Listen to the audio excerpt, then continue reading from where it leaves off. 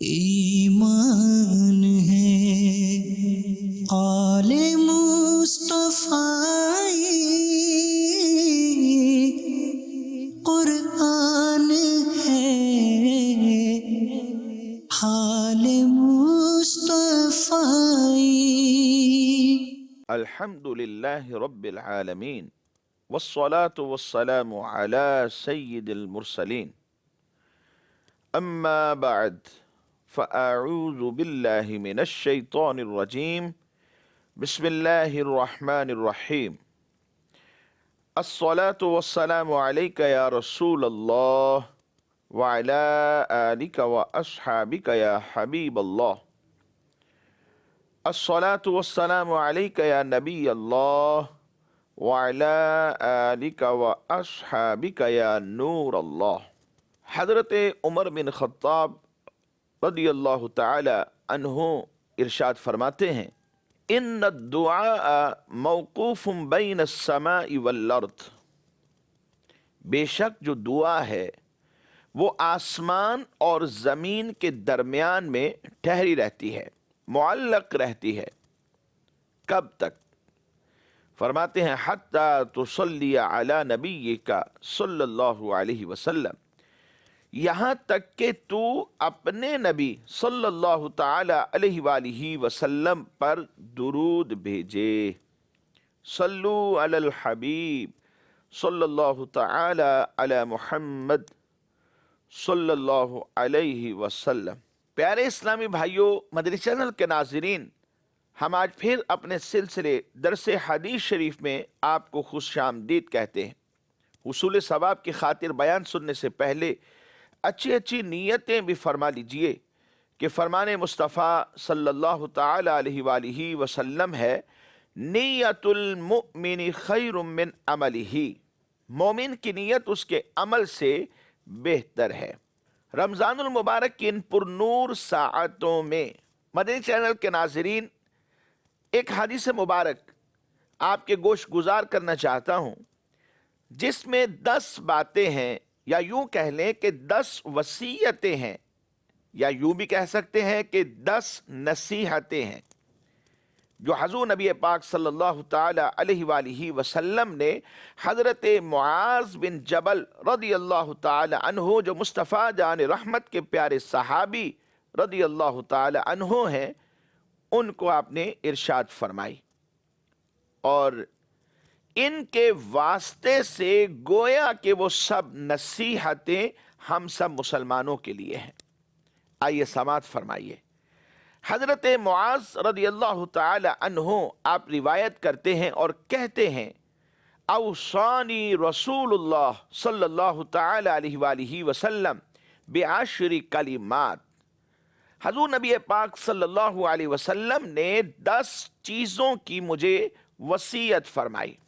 ان میں سے پہلی یہ تھی، میرے آقا حضور نبی پاک صلی اللہ علیہ وسلم نے فرمایا، لا تشرک باللہ شیئا وَإِن قُتِلْتَ وَحُرِّقْتَ، ارشاد فرمایا کہ اللہ کے ساتھ کسی کو شریک نہ ٹھہرانا، خواہ تمہیں قتل ہی کیوں نہ کر دیا جائے یا آگ میں ہی کیوں نہ جلا دیا جائے۔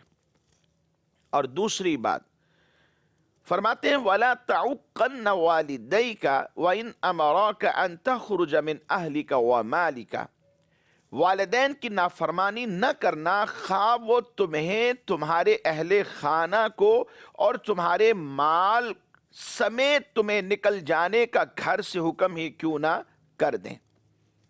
اور تیسری بات، وَلَا تَتْرُكَنَّ صَلَاةً مَكْتُوبَةً مُتَعَمِّدًا فَإِنَّ مَن تَرَكَ صَلَاةً مَكْتُوبَةً مُتَعَمِّدًا فَقَدْ بَرِئَتْ مِنْهُ ذِمَّةُ اللَّهِ عَزَّ وَجَلَّ، فرمایا فرض نماز جان بوجھ کر مت چھوڑنا، کیونکہ جو جان بوجھ کر فرض نماز کو ترک کر دیتا ہے، اس سے اللہ کی ذمہ داری ختم ہو جاتی ہے۔ وَلَا تَشْرَبَنَّ خَمْرًا فَإِنَّهُ رَأْسُ كُلِّ فَاحِشَةٍ، شراب نوشی مت کرنا، کیونکہ یہ ہر بے حیائی کی جڑ ہے۔ اور پانچویں بات وَإِيَّاكَ وَالْمَعْصِيَةَ فَإِنَّ بِالْمَعْصِيَّةِ حَلَّ سَخَطُ اللَّهِ، گناہوں سے بچنا، کیونکہ گناہوں کی وجہ سے اللہ کی ناراضگی اترتی ہے۔ اور چھٹی بات وَإِيَّاكَ وَالْفِرَارَ مِنَ الزَّحْفِ وَإِنْ هَلَكَ النَّاسِ، میدان جنگ سے پیٹھ پھیر کر بھاگنے سے بچنا، خواہ تمام لوگ ہی کیوں نہ مارے جائیں۔ اور ساتویں بات فرمایا وَإِذَا أَصَابَ النَّاسِ مُوتًا وَأَنْتَ فِيهِمْ فَاثْبُتْ، کسی علاقے میں موت کی وبا پھیل جائے اور تم پہلے سے وہاں موجود ہو تو فرمایا کہ پھر تم ثابت قدم رہنا، فَاثْبُتْ، تو وہیں پر ثابت قدم رہنا۔ اور آٹھویں بات فرمایا وَأَنفِقْ عَلَىٰ عَيَالِكَ مِنْ طَوْلِكَ، اور اپنی زندگی میں یعنی جب تک تم رہو اپنے اہل خانہ پر اپنا مال خرچ کرتے رہنا۔ اور نویں بات فرمایا کہ وَلَا تَرْفَعْ عَنْهُمْ عَصَاكَ أَدَبًا، انہیں ادب سکھانے سے غافل ہو کر لاٹھی اٹھانا رکھنا۔ اور دسویں بات وَأَخِفْهُمْ فِي اللَّهِ، اور ان کے دلوں میں اللہ تبارک و تعالی کا خوف پیدا کرنا۔ مدنی چینل کے ناظرین، یہ 10 باتیں ہیں، 10 چیزیں ہیں جن کی وصیت یا جن کی نصیحت حضور نبی پاک صلی اللہ تعالی علیہ وآلہ وسلم نے حضرت معاذ بن جبل رضی اللہ تعالی عنہ کو فرمائی۔ ان میں سے جو پہلی بات ہے لا تشرک باللہ شیئا وَإِن قُتِلْتَ وَحُرِّقْتَ، انسان کو قتل کر دیا جائے یا اسے جلتی ہوئی آگ میں ڈال دیا جائے، بہت مشکل کام ہے کہ انسان اپنی جان کی حفاظت کی کوشش کرتا ہے اور پھر ہلکی سی چنگاری لگ جائے تو جسم پر اس کا درد محسوس ہوتا ہے، چیخ اٹھتا ہے، بلبلا اٹھتا ہے اور اسے درد محسوس ہوتا ہے، جسم جلنے لگتا ہے۔ لیکن اگر پورا وجود ہی آگ میں ڈال دیا جائے تو یہ اس کے لیے بہت مشکل ہے۔ فرمایا شرک کا معاملہ ایسا ہے کہ اللہ تبارک و تعالی کے ساتھ کسی کو شریک نہ ٹھہرانا، اگرچہ کہ اللہ تبارک و تعالی کے ساتھ شرک کرنے پر تمہیں ابھارا جائے، تمہیں مجبور کیا جائے، اور اگر تم یہ کام نہیں کرتے تو اس کے اگینسٹ تمہیں قتل کر دیا جائے گا، اس کی دھمکی دی جائے، اور دھمکی بھی بالکل درست ہو، صحیح دھمکی جس سے پتہ چلے کہ واقعی وہ کر گزریں گے، یا تمہیں آگ میں جلانے کی دھمکی دے رہے اور آگ بھی جل رہی ہے، بہت بڑا الاؤ ہے، اس میں تمہیں ڈالا جائے گا اور تم جانتے ہو کہ کرنے والے واقعی ہی ایسا کر گزریں گے، پھر بھی تم شرک نہیں کرتے، تو حضور نبی پاک صلی اللہ علیہ وسلم نے یہ وصیت فرمی اللہ وحدہ لا شریک ہے، اس کا کوئی شریک نہیں، اس کا کوئی ہمسر نہیں، وہ ہم سب کو پالنے والا ہے، ہم سب کو پیدا کرنے والا ہے، ہم سب کو رزق دینے والا ہے، اس کا کوئی شریک ہے ہی نہیں، وحدہ لا شریک ہے۔ اس لیے فرمایا اس کے ساتھ شرک نہ کرنا، اس کے ساتھ کسی کو شریک نہ ٹھہرانا، اگرچہ ہی تمہیں قتل کر دیا جائے یا تمہیں جلتی ہوئی آگ میں ہی کیوں نہ ڈال دیا جائے۔ یہ ایسا گناہ ہے جس کی معافی نہیں ہوتی۔ ان اللہ لا یغفر ان یشرک بہ ویغفر ما دون ذلک، فرمایا کہ شرک وہ گناہ ہے جس کی رب کائنات بخشش نہیں فرماتا، اور اس کے علاوہ جو گناہ ہو، بڑے سے بڑا گناہ، چھوٹے سے چھوٹا گناہ، اللہ سے معافی مانگو تو رب کائنات بندے کے گناہوں کو معاف فرما دیتا ہے۔ تو پہلی یہ نصیحت اور وصیحت ہے کہ اللہ کے ساتھ کسی کو شریک نہ ٹھہرانا، اگرچہ تمہیں قتل ہی کیوں نہ کر دیا جائے اور تمہیں جلتی ہوئی آگ میں ہی کیوں نہ جلا دیا جائے۔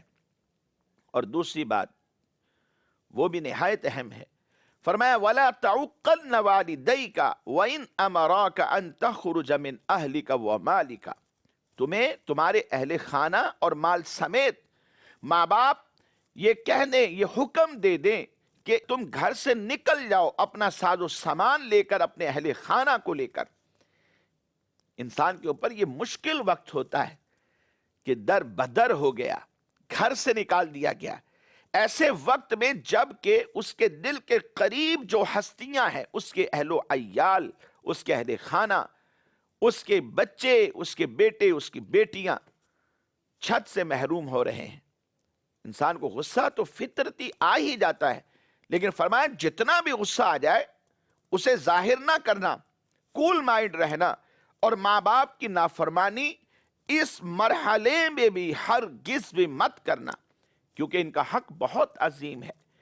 ان کے ساتھ تو رب کائنات نے بلائی اور احسان کرنے کا حکم دیا ہے، اس نے سلوک سے پیش آنے کا حکم ہے، اور فرمایا وَبِالْوَالِدَيْنِ احسانا، ان کا جو حق ہے وہ نہایت عظیم ہے، اور پھر ماں اس کے حق کو اور زیادہ بیان کیا گیا۔ رب کائنات ارشاد فرماتا ہے وَوَصَّيْنَا الْإِنسَانَ بِوَالِدَيْهِ إِحْسَانًا حَمَلَتْهُ أُمُّهُ كُرْهًا وَوَضَعَتْهُ كُرْهًا وَحَمْلُهُ وَفِصَالُهُ 30 شهرًا، تاکید کی ہم نے آدمی کو اس کے ماں باپ کے حق میں نیک برتاؤ کی، اور پھر اسے پیٹ میں رکھے رہی اس کی ماں تکلیف کے ساتھ، اور پھر اسے جنا وہ بھی تکلیف کے ساتھ، اور اس کا پیٹ میں رہنا اور دودھ چھٹنا 30 مہینے میں ہے۔ اس آیہ کریمہ میں رب کائنات نے ماں باپ دونوں کے حق میں تاکید فرمائی ہے، اور پھر بطور خاص الگ سے ماں کا ذکر کیا گیا، ماں کو گنا گیا، اور اس کی ان سختیوں اور تکلیفوں کو جو اسے حمل اور ولادت کے زمانے میں آئی اور 2 برس تک اپنے خون کا جو عطر پلانے میں پیش آئی ہیں، جن کے باعث اس کا حق جو ہے بہت زیادہ اشد اور اعظم ہو گیا، اسے بھی گنا گیا، اسے بھی شمار کیا گیا۔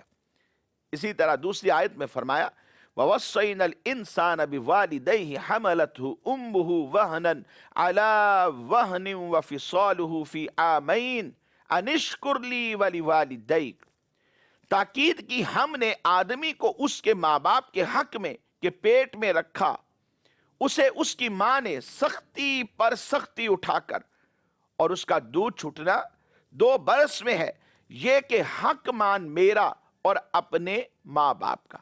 اللہ کا بھی انسان شکر ادا کرے اور ماں باپ کا بھی شکر ادا کرے۔ اس آیہ مبارکہ میں اگر آپ نظر کریں اور غور سے ڈیپلی جا کر آپ دیکھیں اور سوچیں اور فکر کریں، یہاں ماں باپ کے حق کی کوئی نہایت نہیں رکھی گئی کہ انہیں رب کائنات نے اپنے حق کے جلیل کے ساتھ شمار فرمایا۔ فرماتا ہے شکر بجا لا میرا اور اپنے ماں باپ کا، انشکر لی ولیوالدیک، میرا بھی شکر بجا لا اور اپنے ماں باپ کا بھی شکر بجا لا۔ باپ کی نافرمانی اللہ تبارک و تعالی کی نافرمانی ہے، اور باپ کی جو ناراضی ہے یہ اللہ تبارک و تعالی کی ناراضی ہے۔ آدمی ماں باپ کو راضی کرے تو وہ اس کے جنت ہے، اور اگر ان کو ناراض کر دیتا ہے تو یہی ماں باپ اس کی دوزخ بن جاتے ہیں۔ جب تک باپ کو راضی نہ کرے گا اس کا کوئی فرض، روایتوں میں آتا ہے کوئی نفل، کوئی نیک عمل اصلاً ہی قبول نہ ہوگا۔ عذاب آخرت کے علاوہ دنیا میں ہی جیتے جی سخت بلاؤں میں، مصیبتوں میں، پریشانیوں میں مبتلا ہو جائے گا، اور مرتے وقت معاذ اللہ اندیشہ ہے کہ کلمہ ہی نصیب نہ ہو۔ بہت بڑی یہ تو بلا ہے کہ موت کے وقت بھی کہیں خدا نہ خواستہ ایمان سلب نہ ہو جائے، اور پھر یہ وہ گناہ ہے، روایتوں میں آتا ہے کہ جیتے جی اس دنیا میں ہی جس کی سزا مل جاتی ہے۔ بہت احتیاط کی ضرورت ہے ناظرین، ہمیں احتیاط کرنی چاہیے، کیونکہ حدیث مبارک میں ہے طاعت اللہ طاعت الوالد، جو والد کی اطاعت ہے وہ اللہ کی اطاعت ہے، اور پھر اس کے ساتھ فرمایا وَمَعْصِيَةُ اللَّهِ مَعْصِيَةُ الْوَالِدِ، اور اللہ کی معصیت ہے والد کی معصیت، یعنی اگر کوئی بغیر کسی وجہ شرعی کے باپ کی معصیت کر رہا ہے تو ایسی صورت کے اندر وہ گویا کہ اللہ تبارک و تعالیٰ کی نافرمانی میں مبتلا ہے۔ یوں ایک حدیث مبارک میں فرمایا کہ والد کی ناراضگی میں اللہ کی ناراضگی ہے، والد کی رضا میں اللہ کی رضا ہے۔ اور پھر ایک دوسری حدیث مبارک میں فرمایا ہما جنتک والنارک، ماں باپ تیری جنت اور تیری دوزخ ہیں۔ انسان اگر فرما برداری کر کے اس دنیا میں ان کو راضی کر لیتا ہے تو یہ جنت ہے، اور اگر ان کو ناراض کر لیتا ہے تو پھر ایسی صورت میں بندے کے لیے یہ جہنم ثابت ہو جائیں گے۔ اور حدیث میں فرمایا الوالد اوسط ابواب الجنہ، فرمایا والد جنت کے سب دروازوں میں بیچ کا دروازہ ہے۔ اب تو چاہے تو اس دروازے کو اپنے ہاتھ سے مضبوطی سے پکڑے رکھے، اس کی نگاہ رکھے اور اسے ضائع نہ ہو دے، اور چاہے تو اسے کھو دے۔ اس لیے مدنی چینل کے ناظرین، ماں باپ کا جو حق ہے وہ بہت عظیم ہے۔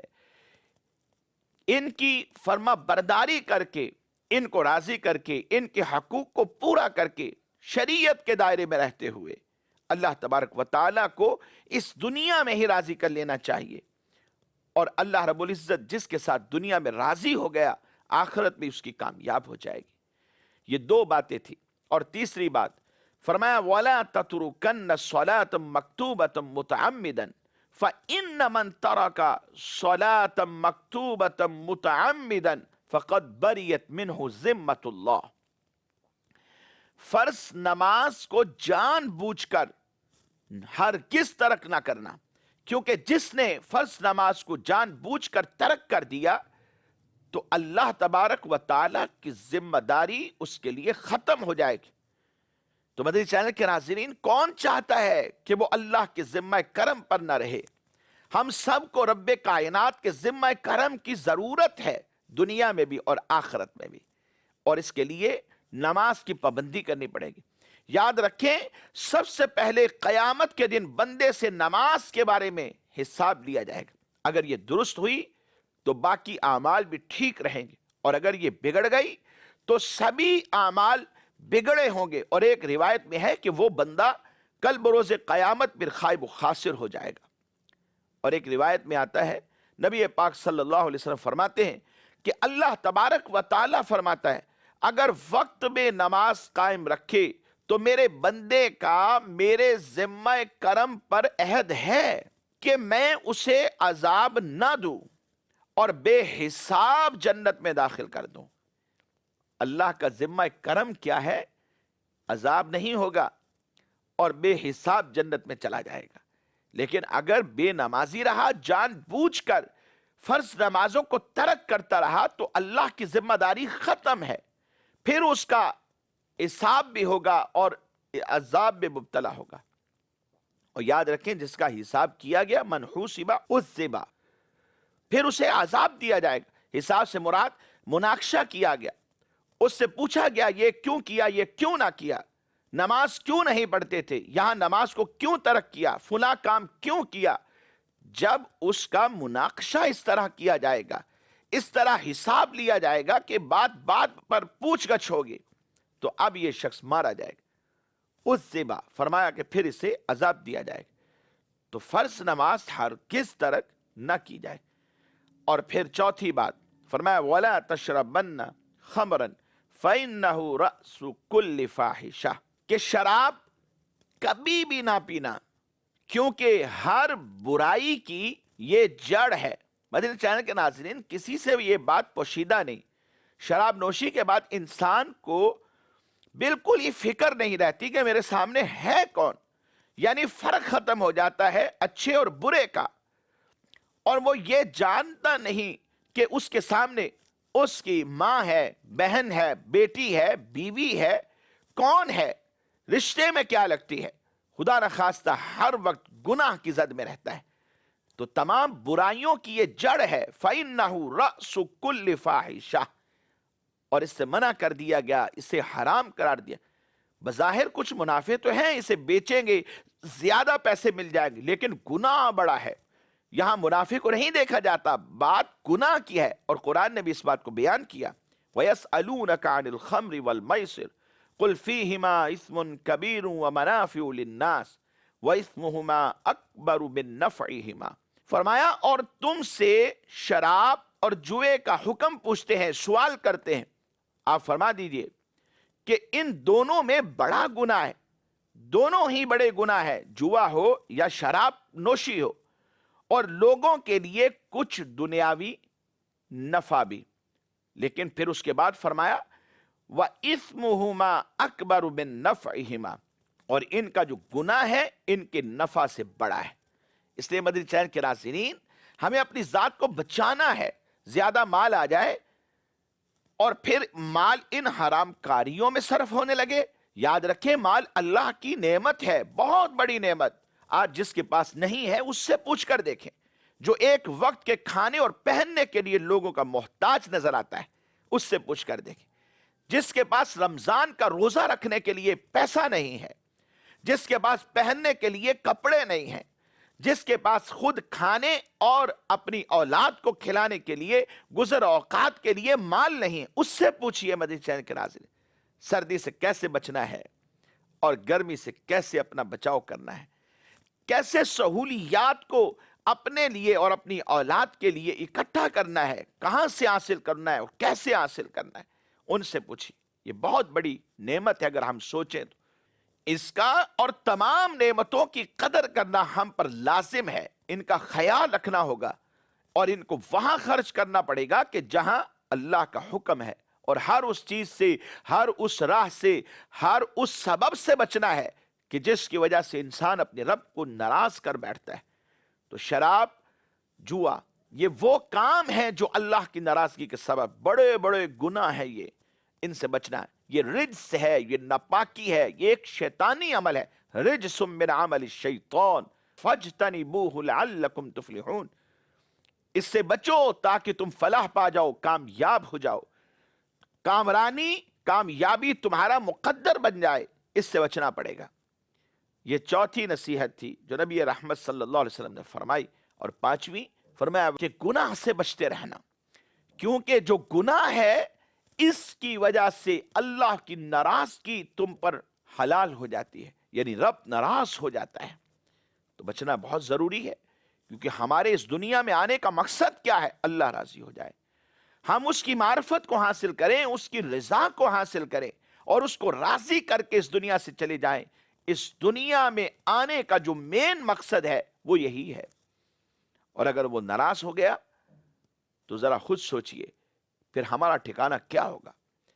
یاد رکھیں جب انسان بار بار گناہ کرتا ہے تو دل پر سیاہ نقطے لگتے رہتے ہیں، یہاں تک کہ دل سیاہ ہو جاتا ہے، پھر گناہ ہی نہیں لگتا۔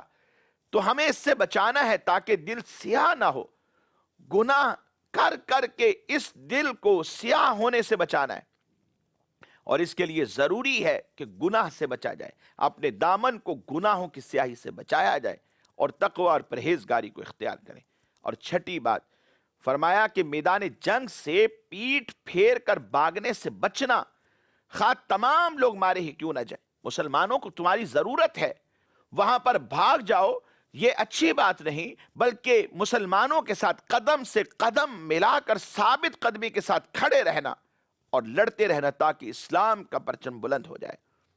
اور ساتویں بات فرمایا کسی علاقے میں موت کی وبا پھیل جائے اور تم وہیں پر موجود ہو، وَأَنْتَ فِيهِمْ فَاثْبُتْ، فرمایا ثابت قدم رہنا، رب پر بھروسہ کرنا، اللہ پر توکل کرنا۔ جس نے بھی اللہ پر توکل کیا ہے رب اس کی حفاظت خود فرماتا ہے۔ اور آٹھویں بات وَأَنفِقْ عَلَىٰ عَيَالِكَ مِن طَوْلِكَ، اور اپنی زندگی میں جب تک آپ ہیں تو اپنے اہل خانہ پر اپنا مال خرچ کرتے رہنا۔ حلال کمانا ہے اور حلال کما کر خود بھی کھانا ہے اور بچوں کو بھی کھلانا، حرام میں تو ہاتھ ڈالنے کی اجازت ہی نہیں، بے شک رب پاک ہے اور پاک کو ہی قبول فرماتا ہے۔ اور نویں بات وَلَا تَرْفَعْ عَنْهُمْ عَصَاكَ أَدَبًا، اور اپنی اولاد کو انہیں ادب سکھانے سے غافل ہو کر لاٹھی اٹھانا رکھنا، یعنی کچھ اپنا روب بھی رکھنا تاکہ یہ ادب سیکھ سکے، یہ نہ ہو کہ تمہارا ڈر اور تمہارا خوف ہی بالکل ختم ہو جائے اور پھر کیا ہو تم سمجھاؤ تو تمہارا سمجھانا اثر نہ کرے۔ خود بھی عمل کرنا پڑے گا، عمل کریں گے اولاد کو اثر ہوگا۔ اسی طرح ٹھیک ہے دوستانہ انداز بھی ہوتے ہیں، نرمی کے مظاہرے بھی ہوتے ہیں، اور شریعت نرمی کا حکم بھی دیتی ہے، لیکن اتنی نرمی نہ ہو جائے کہ بعد میں انسان کا جو اپنا روب اور دبدبا ہے بالکل ختم ہو جائے، ایون کہ یہ شخص اپنی اولاد کو گناہ سے بچنے کی تلقین کرتا ہے اور وہ اس کے سامنے ہی گناہ کرنے لگتے ہیں۔ اس کے لیے انسان کا کچھ روب تو برقرار رہے۔ اور پھر فرمایا آخری بات، انتہائی اہم بات ہے یہ بھی، فرمایا وَأَخِفْهُمْ فِي اللَّهِ، اور ان کے دلوں میں اللہ کا خوف پیدا کرتے رہنا۔ خوف خدا انسان کو گناہ سے بچا لیتا ہے، کہ جب انسان اپنے رب سے ڈرتا رہتا ہے تو گناہ پر شرمندگی ہوتی ہے۔ یہ کانسیپٹ اگر اس کا قائم ہو جائے اور اس کے ذہن میں یہ بات بیٹھ جائے کہ میرا رب مجھے دیکھ رہا ہے اور موت میرا انتظار کر رہی ہے، اور گناہ سے پہلے یہ اپنے رب سے ڈرنے لگ جائے تو گناہ پر شرمندگی ہونے لگی۔ اور شرمندگی وہ عمل ہے کہ جو انسان کو گناہ سے بچانے کا ایک بہت بڑا سبب ہے۔ اس لیے خوف خدا کا دل میں ہونا ضروری۔ گویا کہ یوں فرما دیا کہ اولاد کو کچھ تم دینا یا نہ دینا، لیکن ان کے دل میں کم سے کم خوف خدا ضرور پیدا کرنا۔ ہم اپنی اولاد کے لیے بہت کچھ کرتے ہیں، تربیت کے لیے بھی، دیگر تمام کاموں کے لیے، دنیا میں چھوڑ جانے کے لیے، لیکن صرف اگر توجہ نہیں ہوتی تو دین کی توجہ نہیں ہوتی، کہ ان کی دینی تربیت کی جائے، دل میں خوف خدا پیدا کیا جائے، تقوی اور پرہیزگاری کی ان کی عادت اپنی زندگی میں بنائی جائے۔ یہ بہت ضروری، بہت اہم ہے۔ یہی وہ بات ہے کہ جو ہمارے بڑھاپے کا اولاد کو سہارا بنا دے گی۔ اللہ کریم ہم سب پر اپنا رحم و کرم فرمائے۔ مدنی چینل کے ناظرین، ہمارا آج کے سلسلے کا جو وقت ہے وہ اختتام کو پہنچا۔ آئندہ تک کے لیے اجازت دیجیے۔ دعا گو ہیں اللہ تبارک و تعالی ہم سب پر اپنا رحم و کرم فرمائے، اپنے فضل و رحمت کا صدقہ جو سیکھا، جو سکھایا، ہم سب کو اس پر عمل کی توفیق نصیب فرمائے۔ آمین بجاہ النبی الامین صلی اللہ تعالی علیہ وآلہ وصحبہ وبارک وسلم۔ ایمان ہے آل مصطفیٰ